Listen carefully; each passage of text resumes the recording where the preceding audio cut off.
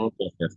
Halo teman-teman semuanya, perkenalkan nama saya Gede Muradan Jaya Kajeng atau kalau pengarah D, seorang mahasiswa dari semester 5 kelas B, Prodi Pendidikan dan Informatika dari Unisa. Dan di video ini saya akan sedikit menjelaskan mengenai proyek saya, yaitu aplikasi My Money Mate atau asisten keuangan saya. Jadi untuk mempersingkat waktu, untuk mengefisienkan waktu, kita akan langsung masuk ke penjelasannya. Jadi, tapi sebelumnya izinkan saya mohon izin dengan sangat untuk sambil membaca naskah yang sudah saya buat untuk mengenai penjelasan dari program saya untuk menghemat waktu dan itu memastikan tidak ada waktu yang terbuang. Jadi yang pertama di video ini saya akan sedikit menjelaskan mengenai empat aspek utama dari program ini, yaitu yang pertama ada struktur folder proyek, lalu ada stage management dengan provider, lalu ada implementasi API menggunakan Dio dan juga mengintegrasi Firebase untuk authentication dan juga cloud messaging. Oke, jadi yang pertama sendiri itu di bagian struktur folder proyek. Jadi di sini bisa dilihat di root program saya, di root proyek aplikasi My Money Mate itu di root direktorinya itu kita ada folder library.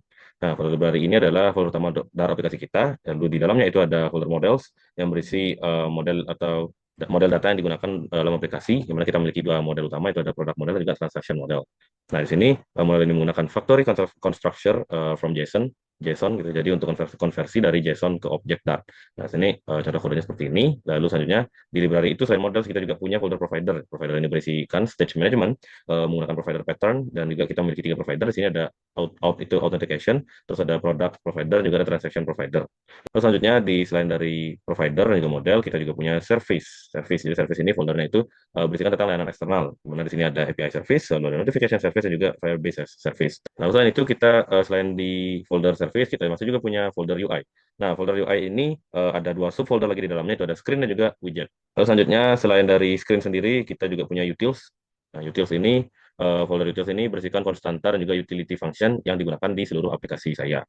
Itu jadi selain apa namanya folder-folder yang ada di library, kita lalu ada ke file main. Ini adalah file utamanya. Ada sebuah entry point aplikasi yang juga menginisialisasikan Firebase FCM tadi dan juga setup routing. Terus selanjutnya bagian yang akan saya jelaskan adalah stage management dengan provider. Jadi di sini kita bisa lihat di main Dart ya, kita bisa lihat di main Dart pada bagian multi provider, di mana saya akan menjelaskan mengenai implementasi stage management menggunakan provider. Jadi setup provider itu yang pertama, jadi di main ini, setup provider di main, jadi di main Dart kita menggunakan multi provider untuk mendaftarkan semua provider yang akan digunakan di seluruh aplikasi gitu. Jadi selain itu juga bisa dilihat di sini multi providernya itu ada di ini ya. Jadi dia multi provider kita. Nah, di setiap provider ini dibuat dengan sebagai singleton yang dapat diakses dari widget manapun dalam aplikasi gitu.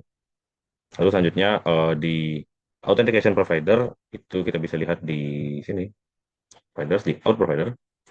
Nah, di sini out provider itu mengelola state untuk autentikasi pengguna. Jadi untuk cara kerjanya itu, yang pertama out provider menggunakan change notifier yang memungkinkan widget untuk mendengarkan perubahan dari state. Lalu di konstruktornya kita mendengarkan out state change di Firebase out authentication itu ketika status autentikasi berubah, kita update user dan juga memanggil notify listener gitu, untuk memberitahu semua widget untuk mendengarkan.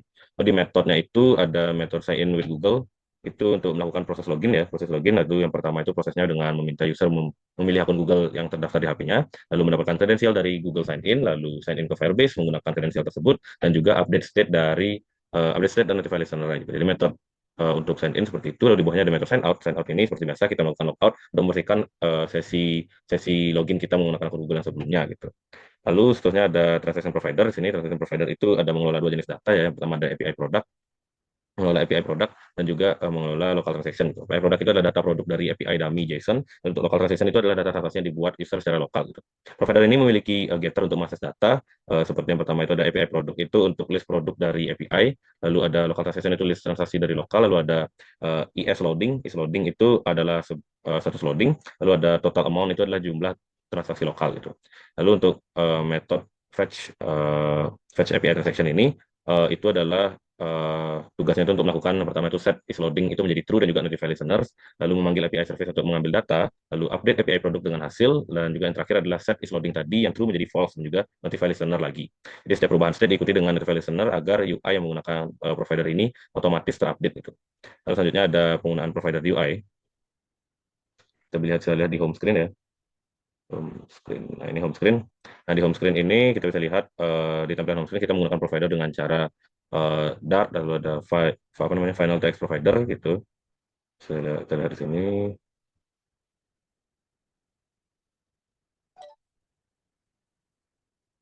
Oke, terus ini apa namanya widget ini akan otomatis merebuild ketika state di provider berubah, lalu juga berkat mekanisme notify listener. Terus selanjutnya penjelasan yang akan saya jelaskan yaitu mengenai implementasi service API dengan Dio. Itu kita bisa lihat di sini di service, di API service yang pertama. Di API service itu saya apa namanya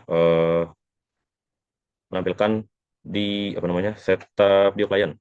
Setup Dio client itu di API service itu kita membuat instance di mana Dio dengan konfigurasi base URL bisa dilihat sini kodenya seperti ini. Itu base URL itu akan digunakan sebagai prefix untuk semua request API itu. Lalu di bawahnya ada metode untuk fetch product. Fetch products itu untuk get list data, yaitu untuk melakukan HTTP GET request untuk mengambil list produk. Jadi langkah-langkahnya itu, flow-nya itu dia yang pertama itu menggunakan DioGet itu dengan endpoint product dan query parameter limit. Lalu mengecek status code responnya, jika ada 200 berarti sukses. Lalu mengambil array product dari response data. Lalu setelah itu juga mengkonversi setiap item JSON menjadi produk model menggunakan factory constructor, ya factory constructor dari JSON atau from JSON. Lalu return list produk model itu untuk mengembalikan jika error, metode ini akan catch exception dan return empty list sehingga aplikasi tidak crash gitu.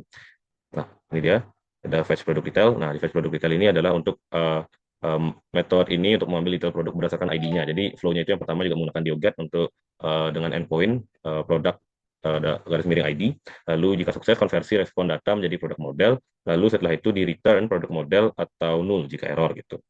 Lalu setelah itu ada handling error seperti yang saya jelaskan tadi ya. Jadi kedua metode ini menggunakan try catch untuk menangani error dengan graceful, jadi mencetak error ke konsol dan juga return nilai default. Lalu setelah itu ada penggunaan di provider. Di penggunaan di provider sendiri itu ada di sini transaction provider. Nah, kita bisa lihat di sini apa namanya di Fetch API transaction ini kita lihat bahwa API service itu digunakan juga di sini, di mana provider ini memanggil service dan juga service melakukan HTTP request menggunakan Dio. Jadi Dio itu menyediakan HTTP client yang powerful dengan error handling yang juga baik, interceptors dan juga dukungan untuk berbagai format data. Itu untuk Dio. Lalu untuk integrasi Firebase ya, kita penjelasan mengenai Firebase itu kita bisa lihat di main contohnya ya. Di main itu saya mengintegrasikan Firebase untuk authentication dan juga cloud messaging gitu. Jadi yang pertama itu ada kita bisa lihat di bagian inisialisasi ya. Oke, bisa lihat di sini ya contohnya nih, inisialisasi Firebase. Di sini inisialisasi Firebase di mana di main Dart itu sebelumnya menjalankan aplikasi kita melakukan inisialisasi Firebase terlebih dahulu. Tuh, jadi untuk default Firebase option ini berisikan konfigurasi Firebase untuk setiap platform itu terdiri dari ada Android juga iOS lalu juga ada web gitu, yang di generate oleh Flutterfire CLI gitu. Lalu untuk di Firebase authentication-nya itu bisa kita lihat di Out Provider ya, di Out Provider kita lihat di sign in with Google. Nah, ini metode sign in with Google itu adalah untuk implementasinya Google Sign In itu kita menggunakan dua package ya, ada package Firebase underscore out untuk autentikasi Firebase dan juga ada Google Sign In itu untuk Google Sign In di Google Sign In SDK. Jadi alurnya itu adalah yang pertama itu user memilih akun Google seperti biasa, lalu mendapatkan authentication token dari Google dan juga membuat Firebase kredensial menggunakan token tersebut. Jadi setelah itu kita bisa sign in ke Firebase dengan kredensial tadi, di mana Firebase akan mengembalikan user objek yang berisikan informasi user. Jadi out provider ini mendengarkan perubahan outstate melalui outstate change sehingga ketika user login atau logout itu state otomatis terupdate gitu. Lalu untuk Firebase Cloud Messaging itu terlihat di sini. Oke, untuk apa namanya untuk setup dari FCM sendiri itu kita bisa lihat seperti yang terlihat di layar di sini, yang dimana pertama kita mendaftarkan background message handler ya di sini, di mana ini akan dipanggil ketika aplikasi itu menerima notifikasi saat aplikasi di background itu saat aplikasi itu ada di background gitu, atau terminate di X disilang gitu dihapus. Lalu yang kedua ada request permission untuk notifikasi atau minta izin untuk notifikasi ya dengan await messaging request permission. Lalu yang ketiga kita juga akan mendapatkan FCM token yang digunakan untuk mengirim notifikasi ke device tertentu ya. Di sini kita menggenerate tokennya, FCM tokennya. Nah, lalu yang selanjutnya itu ada listener to foreground, di mana untuk menangani notifikasi atau aplikasi di foreground itu kita menggunakan kode ini. Ketika notifikasi itu diterima, kita menampilkannya menggunakan local notification service gitu. Nah, jadi kesimpulannya itu Firebase Authentication itu menyediakan autentikasi yang aman dan mudah, sementara FCM itu memungkinkan aplikasi menerima push notification secara real time, seperti yang ada di video demo saya tadi. Gitu. Jadi itu saja yang bisa saya jelaskan di video ini. Saya mohon maaf dengan sangat atas berbagai kesalahan yang saya mungkin ucapkan ketika melakukan penjelasan. Saya mohon maaf atas adanya hal-hal yang kurang berkenan di hati teman-teman semua dan juga Bapak dosen pengampu mata kuliah pemrograman mobile. Saya mohon maaf juga atas kekurangannya, aplikasi saya mungkin masih sangat sederhana karena kekurangan waktu saya dalam membuatnya karena adanya proyek-proyek lain. Lalu saya tutup presentasi ini untuk penjelasan ini dengan Parma Santi. Sebelum itu terima kasih sudah menonton video ini dan Parma Santi. Om Santi Santi Santi Om.